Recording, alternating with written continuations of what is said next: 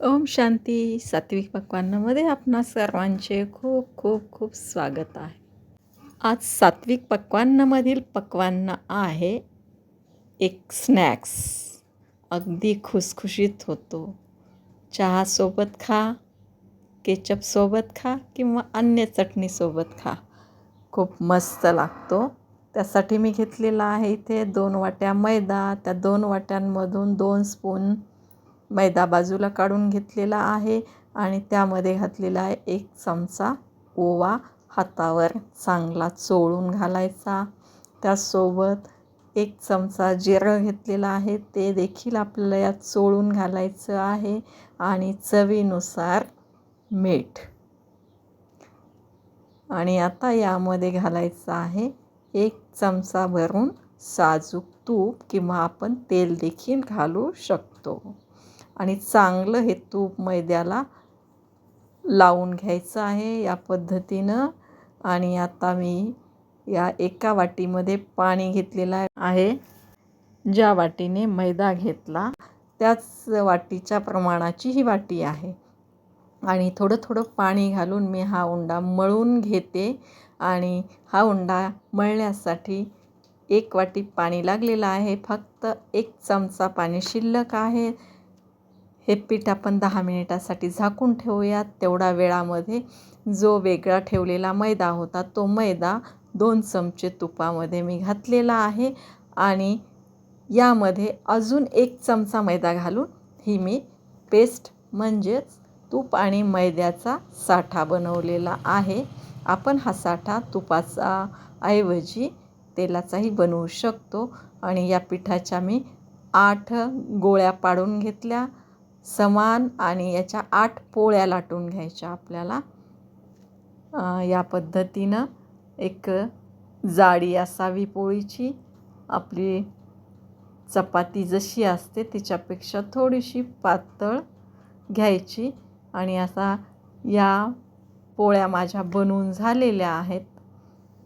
मी एक पोळी घेतली, त्याच्यावर केलेला साठा पसरवून घेतला, थोडासा कोरडा मैदा घातलेला आहे आणि त्याच्यावर अजून एक पोळी ठेवायची. तिलासुद्धा तीच प्रोसेस, साठा चांगला पसरवून घ्यायचा, कोरडा मैदा टाकायचा, अजून पोळी घ्यायची. मी अशा 4 पोळ्या घेऊन 4 वेळा हा साठा लावून घेते. पाहू शकता वर घातलेली पोळी आता थोडीशी मोठी होती खालच्यापेक्षा, म्हणून मी त्याला साईड बदलली.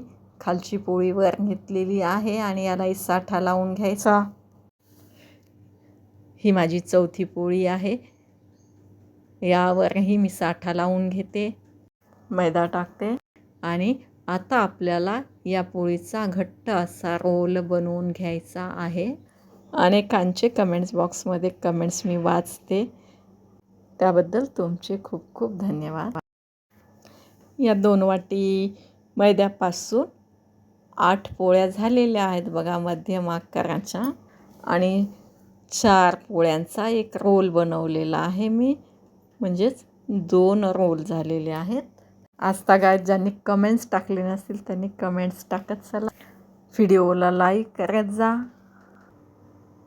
आणि याचे समान अंतराने आपल्याला पुन्हा काप पाडायचे आहेत. आणि या कापाला अगदी 2 बोटांनी दाबायचं आहे किंवा आपण त्याला आधी चपटं बनवून दाबून घ्यायचं आणि मग त्याचे आपल्याला थोडंसं लाटून काप पाडून घ्यायचे.